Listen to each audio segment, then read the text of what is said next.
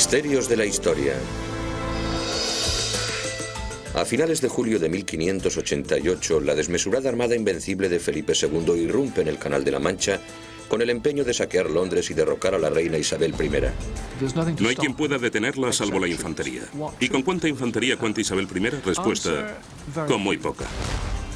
Entre Inglaterra y su inminente destrucción tan solo se interpone una variopinta flota comandada por un gallardo corsario, Sir Francis Drake.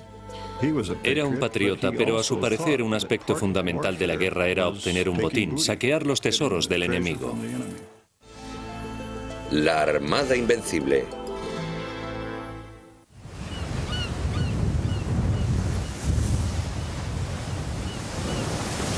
La isla escocesa de Ferr, 1970. El arqueólogo submarino Colin Martin realiza un asombroso descubrimiento. El pecio intacto de un barco perteneciente a la Armada Invencible.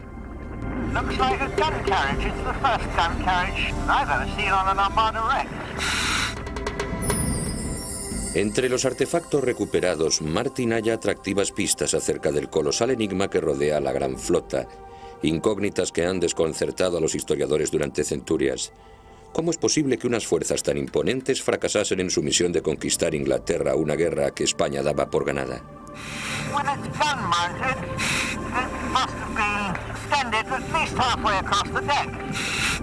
Antes de descubrir un buen número de pecios de la Invencible, tan solo sabíamos lo que nos decían los documentos. Hallando los restos de los navíos, estudiándolos mediante técnicas arqueológicas modernas y reconstruyendo su fisonomía previa al naufragio, estamos viajando en el tiempo. 1558, el gigantesco imperio español se dispone a ceñir todo el globo terráqueo. Con sus territorios extendiéndose desde Finisterre hasta Macao y las Indias Occidentales, el rey Felipe de Habsburgo es el soberano más poderoso del mundo. A raíz de la conquista de las Islas Filipinas, que comenzó en 1565, se puede afirmar que, en rigor, en su imperio jamás se ponía el sol. La adición del Reino de Portugal lo redondea. Pero una vez que tienes las Filipinas en el otro extremo del mundo, posees un imperio enorme. Felipe II trata de aunar todas las naciones católicas bajo una misma corona. Su estrategia incluye casarse, siendo aún príncipe de Asturias, con su prima, la católica María Tudor, a la sazón reina de Inglaterra. Se trata de una jugada calculada para procurar protección a sus posesiones flamencas contra una posible invasión francesa. Uno de los grandes atractivos del matrimonio con María Tudor, una mujer mucho mayor que Felipe y que posiblemente ha sobrepasado la edad fértil, es no obstante que se trata de la reina del país que se encuentra frente a los Países Bajos, y aunar Inglaterra y los Países Bajos le brinda protección para sus territorios. A instancias de su esposo Felipe, la reina María Tudor comienza a instituir una armada moderna. Bautiza su primer barco con el nombre de Felipe y María en conmemoración de su casamiento. Sin embargo, se avecina una contrariedad. María fallece a causa de un cáncer de ovarios. Cuando la hermanastra de María, Isabel I, sube al trono en 1558, comienza inmediatamente a restaurar el régimen protestante en Inglaterra. En un postrer intento de detener el proceso, Felipe escandaliza al mundo proponiendo matrimonio a Isabel. Creedme, si no fuese por el amor de Dios, jamás haría tal cosa. Nada podría obligarme a ello, salvo el claro convencimiento de que de este modo ganaría el reino de Inglaterra para su servicio y fidelidad. Isabel rechaza a su reacio pretendiente y Felipe regresa a España, abandonando por el momento toda esperanza de conservar vivo el catolicismo en Inglaterra. Felipe e Isabel coexisten razonablemente en paz durante sus primeros 10 años de reinado. Pero después Francis Drake y John Hawkins regresan del Caribe afirmando haber sido atacados por los españoles. Durante varios años, el capitán inglés John Hawkins y su joven primo y pupilo, Francis Drake, han explotado una lucrativa ruta de tráfico de esclavos entre África y las colonias españolas del Nuevo Mundo, ocasionando grandes disgustos al rey Felipe. Estrictamente hablando, estos hombres eran piratas, y pocos de ellos se plegaban a la autoridad de Isabel I, por mucho que ésta financiase sus expediciones. Drake alegaba contar con el beneplácito de la reina, pero jamás lo demostró a nadie, de modo que los españoles consideran esta práctica mera piratería. Cuando las tormentas fuerzan a las baqueteadas naves de Hawkins a buscar abrigo en un puerto mexicano, la Armada española no deja pasar la oportunidad de tender una trampa a los incautos ingleses. Hawkins y parte de sus hombres se las compusieron para huir por los pelos a otro buque llamado Minion, y el propio Drake se embarcó en un pequeño navío. Hawkins le envió órdenes de regresar. Volved, llevo demasiados hombres a bordo de esta nave y quiero que recojáis a algunos. Drake hizo caso omiso a su orden, no regresó y partió por su cuenta de aquel puerto, abandonando a Hawkins con su barco sobrecargado. Respaldando a sus capitanes corsarios, Isabel responde a este ataque a las naves inglesas, asaltando 5 galeones españoles cargados de tesoros. Felipe II, airado, comienza a maquinar un modo de derrocar a Isabel. Inopinadamente se le presenta la ocasión propicia en 1570, cuando el Papa Pío V excomulga a la soberana. La bula de Pío V declara depuesta a Isabel y autoriza a cualquier católico para asesinarla y a cualquier monarca católico para destronarla. De modo que el Papa recurre a Felipe II y le propone hacerse cargo de la empresa.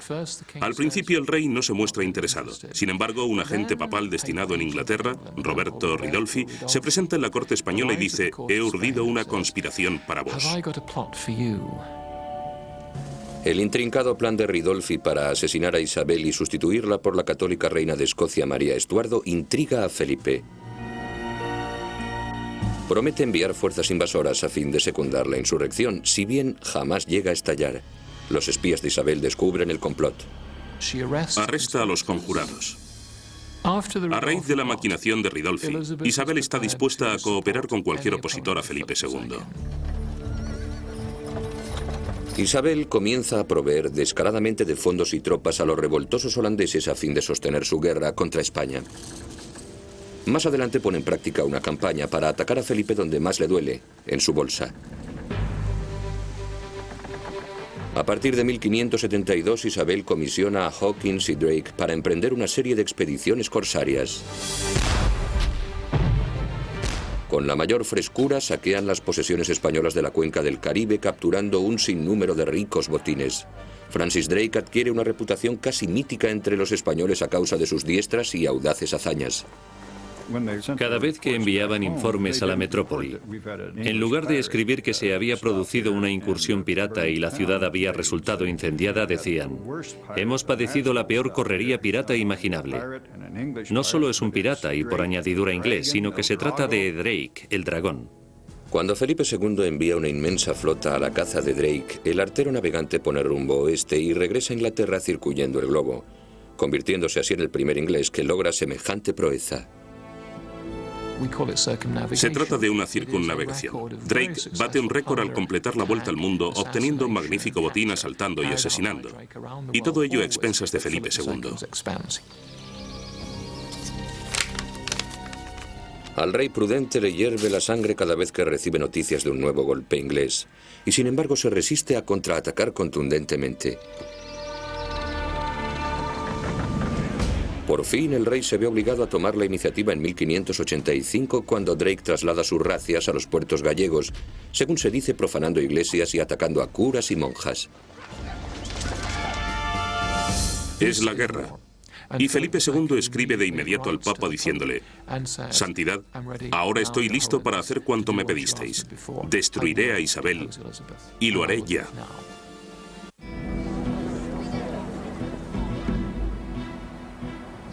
En 1585, con la espina de las recientes correrías de Francis Drake aún clavada, el rey Felipe de Habsburgo toma la trascendental decisión de invadir Inglaterra y derribar a la reina Isabel.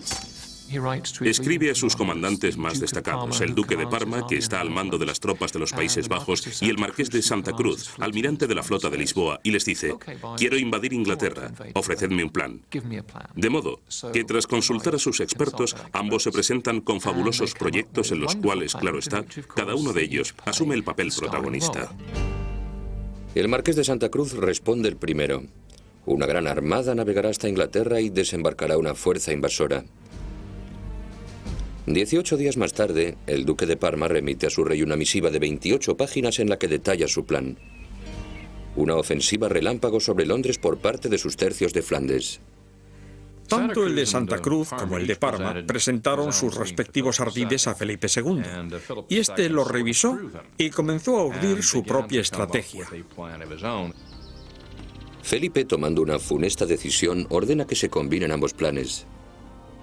El marqués de Santa Cruz zarpará de Lisboa al mando de una gigantesca armada, se reunirá con el ejército de Flandes del duque de Parma y juntos sitiarán Londres. Tan grandiosa táctica enamora a Felipe hasta tal punto que parece ciego ante los riesgos inherentes al intento de aunar dos grandes contingentes militares separados por 1800 kilómetros. Todos los oficiales españoles que algo sabían acerca de estas cuestiones habían admitido que el plan flaqueaba en lo fundamental. Cuando el marqués de Santa Cruz, cargado de razón, dice «¿Cómo vamos a tener buen tiempo en el Canal de la Mancha?», el rey le responde «Dios proveerá». La verdad es que se trata de un pobre sucedáneo de la estrategia. Apenas se ha secado la tinta del secreto plan de invasión tramado por Felipe cuando los espías de Isabel la ponen al corriente. Hace tiempo que la reina sospecha de una posible invasión por parte de Felipe. De modo que en 1583, y en previsión de tal suceso, había fundado una comisión real para la Armada. La comisión continúa la labor que comenzara en tiempos del matrimonio de Felipe con la reina María Estuardo, aunque con ciertas variaciones. Todos los nuevos buques se diseñan y construyen para ser más rápidos, presentando una proa más baja y castillos de popa, líneas más puras y cubiertas de cañones más largas.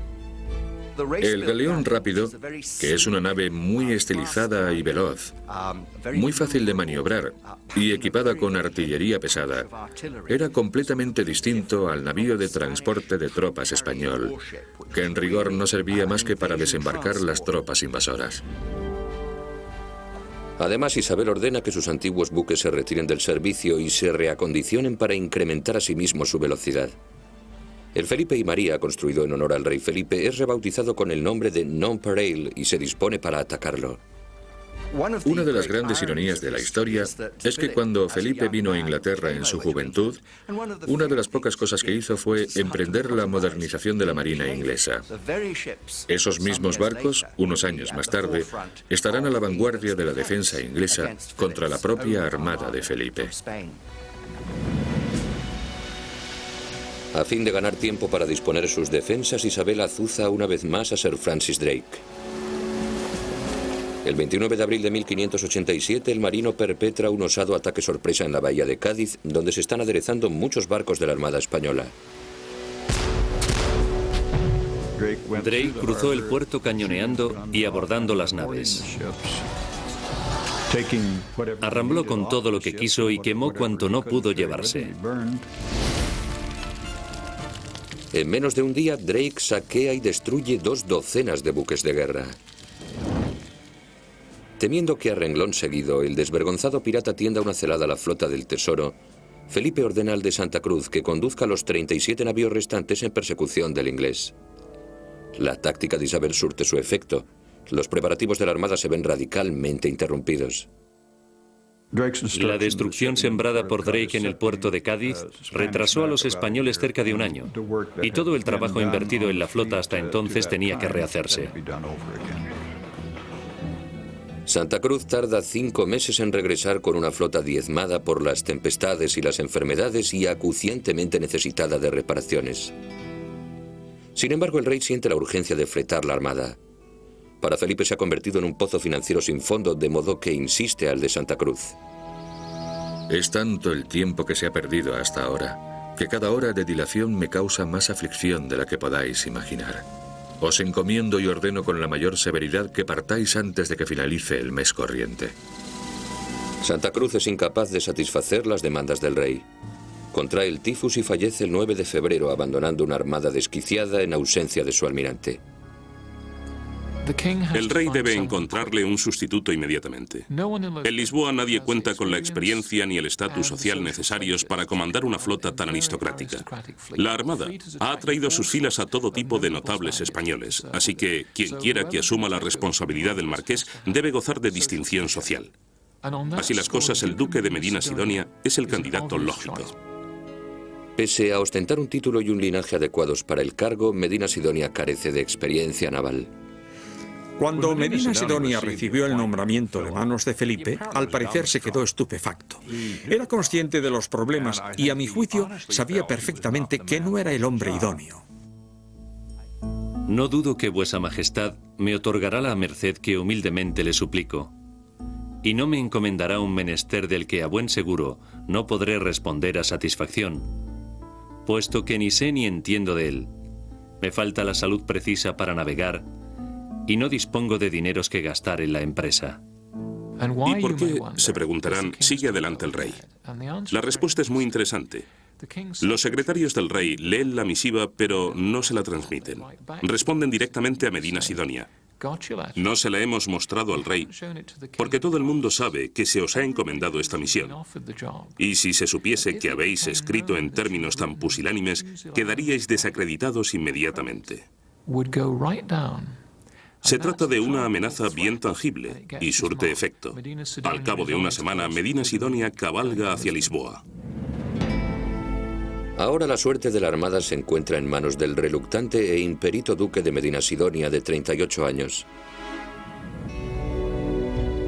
Tras la muerte inesperada del marqués de Santa Cruz, el rey Felipe II se apresura a buscarle un sustituto capaz de poner a punto la grandiosa armada invencible. Se decide por el duque de Medina Sidonia. Felipe II lo nombra comandante. Él se muestra remiso, pero acude a Lisboa y, sorpresa, al cabo de 6 semanas, la armada se hace a la mar. En 6 semanas zarpa. No está mal. El duque, un puntilloso organizador, se hace a la mar en un tiempo récord al mando de una armada que incluye unos 19.000 infantes, 7.000 marineros, 1 millar de caballeros de fortuna, 180 clérigos y 130 navíos para transportarlos a todos. A los ojos de las multitudes que desfilan diariamente por el puerto, la armada merece el apelativo de invencible. Mas las apariencias engañan. A fin de obtener los barcos necesarios para una empresa de tal envergadura, Felipe de Habsburgo hubo de esquilmar todo su imperio, principalmente a costa de los navíos mercantes que se reconvirtieron en buques de guerra. La armada es, en gran medida, una mezcolanza, se podría decir. Los tipos de nave eran variados, las baterías de cañones disparejas, las tripulaciones eran diversas, todo carecía de auténtica uniformidad. A fin de armar a esta dispar flota, Medina Sidonia requisa todos los cañones que encuentra en el vasto imperio español y apremia a las fundiciones para que fabriquen más piezas de artillería. En su prisa por desplegar la armada, la cantidad prima sobre la calidad. A resultas de tanta precipitación, buena parte de los 2.431 cañones de la flota es de muy pobre factura. Sus diferencias son extraordinarias. Por ejemplo, el escuadrón castellano, que cuenta con barcos muy buenos, carece de artillería suficiente. Monta cañones de 12 libras, que no están mal para vérselas con corsarios y piratas, pero no sirven para encarar una batalla naval.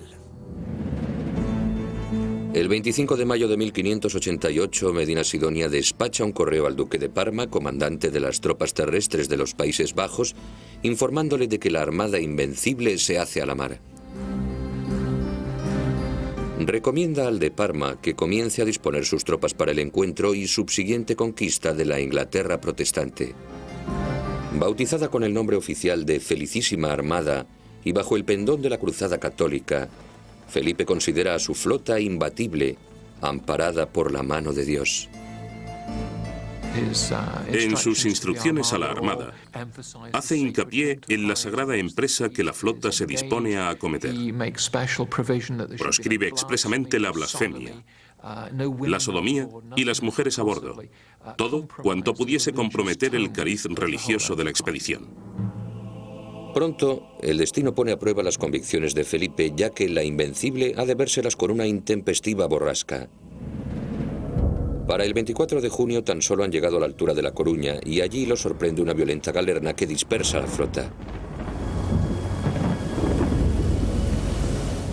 En una carta al rey, Medina Sidonia pone en duda que Dios milite verdaderamente en el bando español, provocando una airada respuesta de Felipe. Yo tengo ofrecido a Dios este servicio. Adelantaos pues a lo que os toca.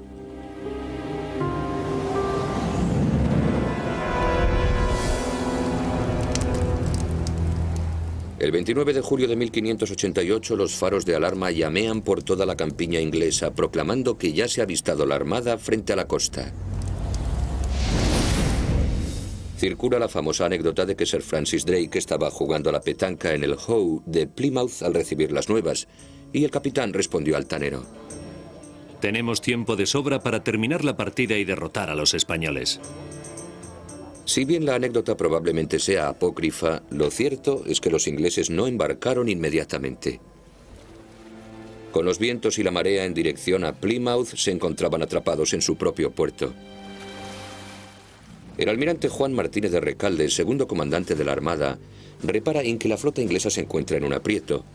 Así que envía un mensaje a Medinasidonia recomendándole un ataque a gran escala al puerto de Plymouth. A mi juicio, si se hubiesen situado a la entrada del puerto de Plymouth y quizá les hubieran enviado un puñado de brulotes, barcos incendiados, los ingleses habrían estado perdidos. Sin embargo, Medinasidonia ha recibido órdenes estrictas de no atacar a no ser que se vea obligado a ello. Su misión consiste en reunirse con el duque de Parma e invadir Inglaterra.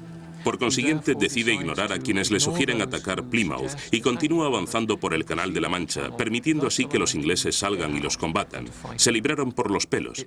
Pienso que fue un error. Al alba del 31 de julio, los vigías de la Armada descubren con sorpresa que una gran flota ha aparecido como por arte de magia por Barlovento.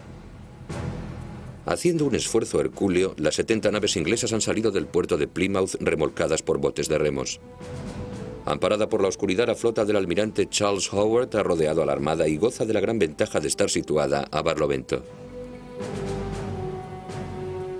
En una batalla naval, el bando que se encuentra contra el viento tiene las de ganar. De modo que situarse a Barlovento, como se dice más apropiadamente, te confiere una ventaja inmediata sobre tu enemigo.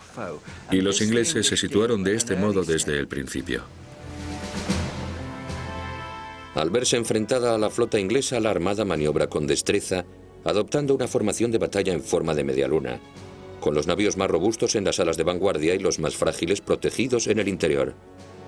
Los ingleses debieron de pensar: Dios mío, estos tipos saben lo que se hacen, ya que se trata de una hazaña naval impresionante. Resulta difícil imaginar cuán imponente debió de resultarles la Invencible a los ingleses la primera vez que la divisaron. Posiblemente se trataba de la mayor concentración que nadie hubiera visto. La excelente disciplina que los españoles demostraban en la formación convertían a la Armada en un objetivo demasiado formidable para atacarlo. Y los ingleses, al principio al menos, no tenían ni la más remota idea de cómo acometerla. Cual David encarándose a Goliat, los navíos ingleses se aproximan a la Armada con cautela, escogiendo uno de los buques de la parte externa de la formación como blanco de su cañoneo desde la lejanía. El San Juan de Portugal, buque insignia del almirante Juan Martínez de Recalde, es la víctima del primer asalto, recibiendo más de 300 impactos. Pese a que la lejanía del atacante minimiza los daños, Recalde teme que su miscelánea artillería no sea rival para la superioridad inglesa en potencia de fuego. Puesto que nuestras naves mediterráneas no están dotadas de tanta artillería pesada como las enemigas, estas se aproximarán y nos infligirán cuantiosos daños. El barco de Recalde sobrevive a la primera jornada de batalla. Sin embargo, otros navíos españoles no tienen tanta fortuna. Un buque llamado San Salvador estalló y hubo de ser evacuado por los españoles. En la confusión ocasionada por este incidente, otro navío, el Nuestra Señora del Rosario, uno de los mayores y mejor armados de la flota, colisionó con otro buque de la Armada. Pierde el palo mayor, y un barco sin palo mayor es ingobernable. Así que Medinasidonia, antes que nada, trata de echarle un cable. Este se parte. Entonces, tiene que decidir. ¿Aguardamos a que se repare o seguimos avanzando? Si queremos cumplir nuestras órdenes, debemos arribar a Flandes lo antes posible. Y finalmente se decide por esto último. El segundo comandante, Juan Martínez de Recalde, se opone vehementemente a tal decisión. Pero una vez más, el obstinado Medinasidonia hace valer su autoridad. El Nuestra Señora del Rosario, con 50.000 ducados del Tesoro Real y grandes provisiones de preciosa pólvora a bordo, es abandonado a su suerte para que se defienda por sí solo de la envalentonada armada inglesa. Al amanecer del 1 de agosto de 1588, el comandante del malhadado Rosario descubre atónito que la armada se ha esfumado. lo ha abandonado, continuando viaje hacia Flandes, donde se encontrará con el duque de Parma. Siguiendo la estela del maltratado navío, navega un solitario galeón inglés, el Revenge, la Venganza, el buque insignia del mismísimo Francis Drake. El capitán del Rosario se enfrenta a una crucial decisión. El comandante, un tal don Pedro de Valdés, es miembro del Consejo de Guerra y está al tanto de absolutamente todo el plan. Y dice, solo me rendiré a Sir Francis Drake en persona. Y la respuesta a su mensaje, aunque parezca mentira, dice, Drake viaja a bordo del barco que tenéis enfrente. Réplica de acuerdo. Y Drake sube a bordo, recoge su espada y se lleva con él a don Pedro. Su colega el capitán Martin Frobisher se burla de la acción de Drake. Para capturar el Rosario, Drake ha tenido que abandonar su posición a la cabeza de la flota, permitiendo así que el resto de las naves se dispersen durante la noche. Sus compañeros estaban furiosos, no por haberlos abocado a tan tremendo riesgo, sino por haber sido el primero en hacerse con el tesoro.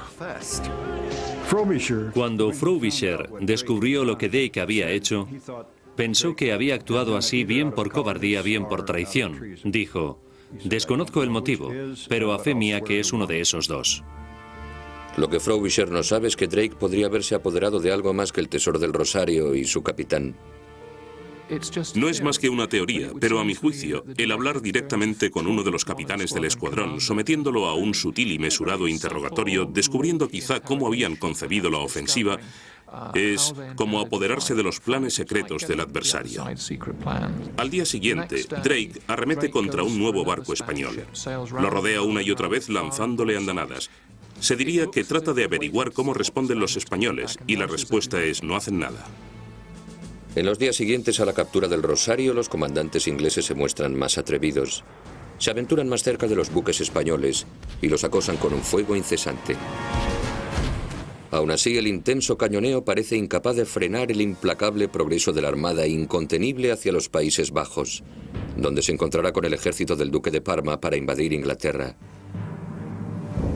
Sin embargo, el constante avance de su flota no reconforta a su comandante, el duque de Medina Sidonia. Pese a haber despachado mensajeros diariamente, Medina Sidonia aún no ha recibido una sola misiva del duque de Parma. Le escribe casi a diario. Querido duque, aún no he recibido noticias de vos. ¿Qué sucede? Y se diría que jamás la recibe. Resulta muy difícil navegar hasta los Países Bajos a golpe de remo o de vela y regresar.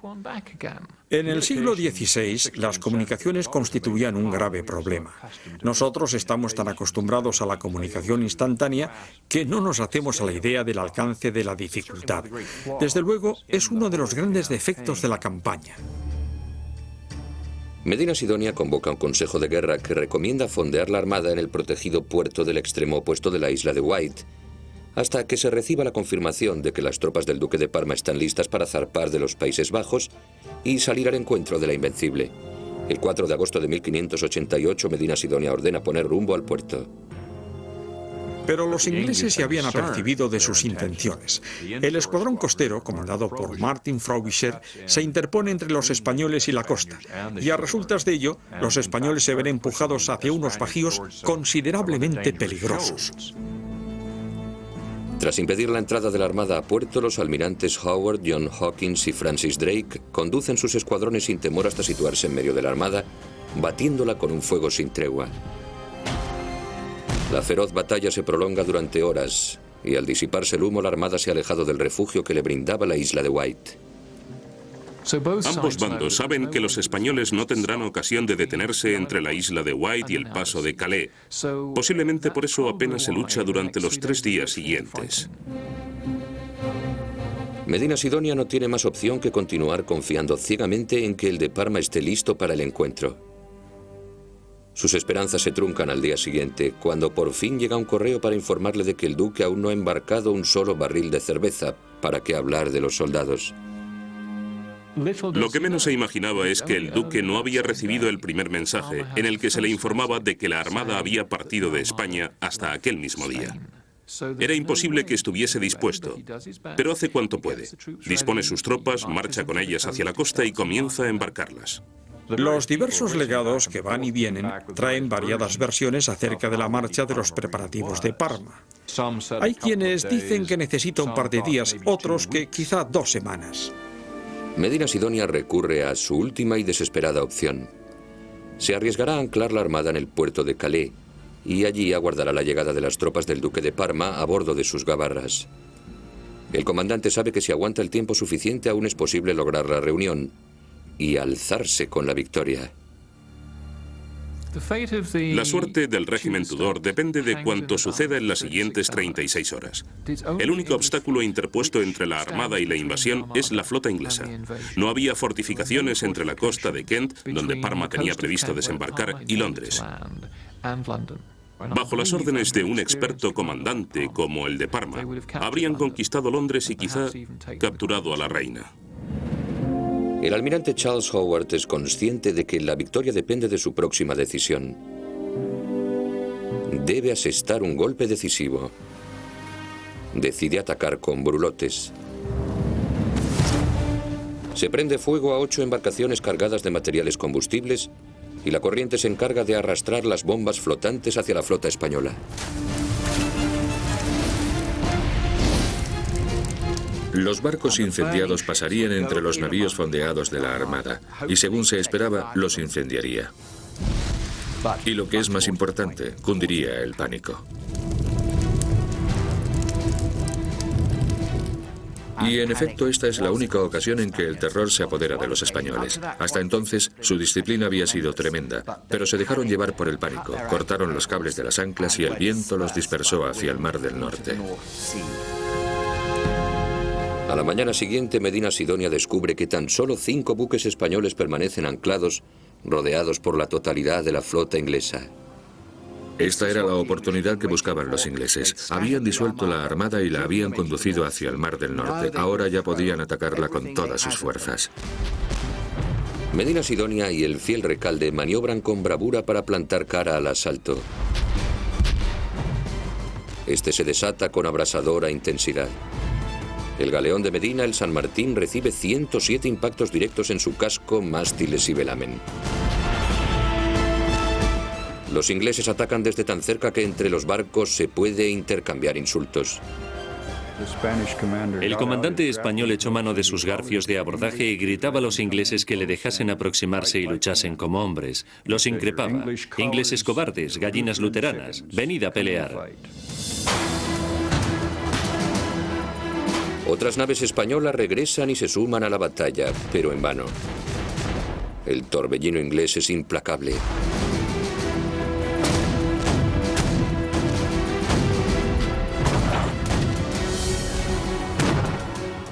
Por las cubiertas de los buques de la Armada corre a raudales la sangre de los 1000 españoles muertos y los 800 heridos. Asombrosamente, tan solo 100 ingleses sufren daños.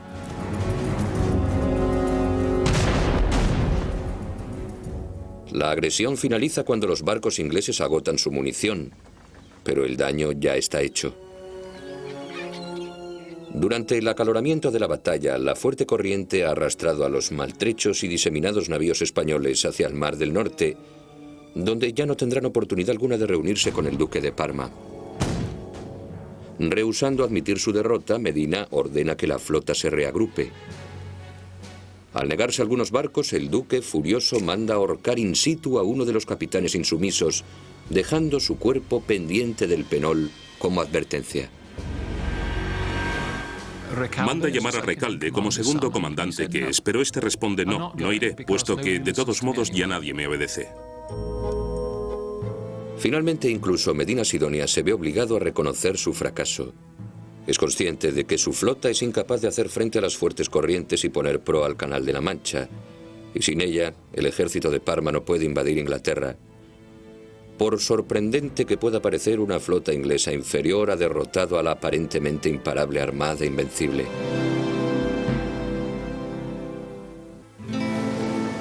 En el Mar del Norte, a la deriva, Medina Sidonia y sus capitanes evalúan sus cada vez más menguadas opciones. Llegan a la conclusión de que lo más acertado es regresar a España. Y la única ruta segura, sin tener que encararse de nuevo con los ingleses que los han derrotado, es rodeando Escocia. Tan pronto como los barcos ponen rumbo norte, se topan con un rosario de violentas tempestades. Una buena parte de los malparados barcos pierde sus jarcias y se estrella en las inhóspitas costas de Escocia e Irlanda. Quienes no perecen ahogados se ven a merced de los soldados ingleses destinados en la región. La triste realidad es que los ingleses lo rodearon y tirotearon. Después, desde luego, los ingleses culparán a los salvajes irlandeses de haberles matado a golpes para robarles el dinero y las alhajas. Pero lo cierto es que fueron los propios ingleses los principales culpables de la matanza de varios millares de españoles que desembarcaron en las costas irlandesas. El 21 de septiembre de 1588, 2 meses después de la dichosa partida de La Coruña, Medina Sidonia regresa renqueante a España al frente de 8 baqueteados galeones. Su buque insignia se sostiene literalmente gracias a las maromas que ciñen su casco. De las 130 naves que zarparon hacia Inglaterra, 70 se han perdido junto con 12.500 hombres. El almirante Juan Martínez de Recalde, el segundo comandante de la Armada, también consigue regresar a España, donde muere al cabo de 2 semanas. En cierto sentido, Recalde es quien tiene la última palabra, ya que lo último que hace en su vida es cursar un informe en el que critica sin ambajes, explícita y reiteradamente, las decisiones de su comandante supremo Medina Sidonia. Sin embargo, posiblemente el rey jamás llegó a leerlo. A resultas de ello, las investigaciones oficiales exoneran a Medina Sidonia y a Parma, si bien jamás dan respuesta al principal enigma. ¿Por qué fracasó la Armada? Por supuesto, lo primero que hacía todo el mundo era atribuir a Dios tanto la victoria como la derrota. A raíz de la debacle de la Armada Invencible, en Inglaterra y Holanda se celebraron grandiosas procesiones y oficios religiosos dando gracias a Dios por la victoria. Sin embargo, los expertos se pusieron a analizarlo. A lo largo de los siglos, los estudiosos han propuesto multitud de teorías para explicar el fracaso de la Armada Invencible. En 1967 la controversia se reaviva cuando los arqueólogos descubren el primer pecio de los 8 hallados frente a la costa irlandesa. Entre los restos del Santa María de la Rosa les aguarda una gran sorpresa. El primer barco naufragado carecía absolutamente de artillería. Pero lo que realmente nos sorprendió fue hallar una gran pila de proyectiles, ya que los historiadores nos dicen que la Armada fue derrotada, o al menos es una de las razones, porque se le agotó la munición. Esto sucede varios años antes de que el doctor Colin Martin descubra la siguiente pieza del rompecabezas: cañones intactos. Algunos de los gigantescos cañones presentan graves defectos de fabricación, por lo que son proclives a estallar. Sin embargo, todos comparten un problema común.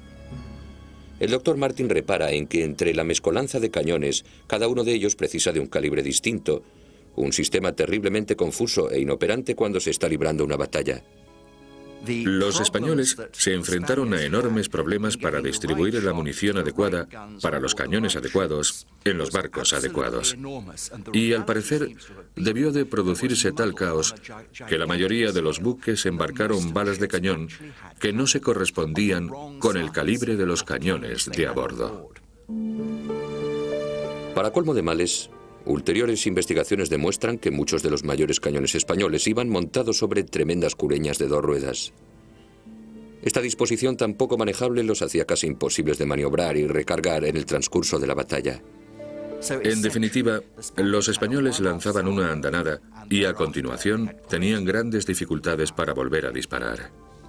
En cambio, los ingleses, al haber desarrollado tácticas de artillería portátil, podían cargar y volver a cargar durante todo el combate, gracias al reducido tamaño de sus cureñas navales. Esta fue su arma secreta en 1588. ¿Pudo ser este talón de Aquiles lo que descubrió Sir Francis Drake al capturar el Rosario y a su capitán, don Pedro de Valdés? ¿Fue esta la clave secreta que finalmente permitió a la flota inglesa infligir tales daños a la Armada en el paso de Calais? Drake es un hombre muy desenvuelto, habla castellano. Es muy fino y educado. Podría haber reparado en que la nave, a pesar de su gran tamaño, cargaba cañones larguísimos y quizá preguntase cómo pensaban recargarlos. Y don Pedro puede que le respondiera: la verdad es que jamás se nos ocurrió. Pensamos, una andanada y al abordaje. Y Drake: sí, muy interesante, continúe. Resulta inevitable pensar que esta prolongada conversación pudo proporcionar a Drake muchísima información. Si bien los descubrimientos del doctor Colin Martin arrojan nueva luz sobre el misterio de la inoperancia de la Armada en combate, Algunos eruditos opinan que no son sino los síntomas de un problema mucho más grave. El auténtico hierro, la equivocación fundamental, se remonta al estadio de estrategia y planificación. No es un buen plan. Confiar que una flota se reúna con un ejército que se encuentra a 1000 millas marinas en plena edad de oro de la navegación es un error.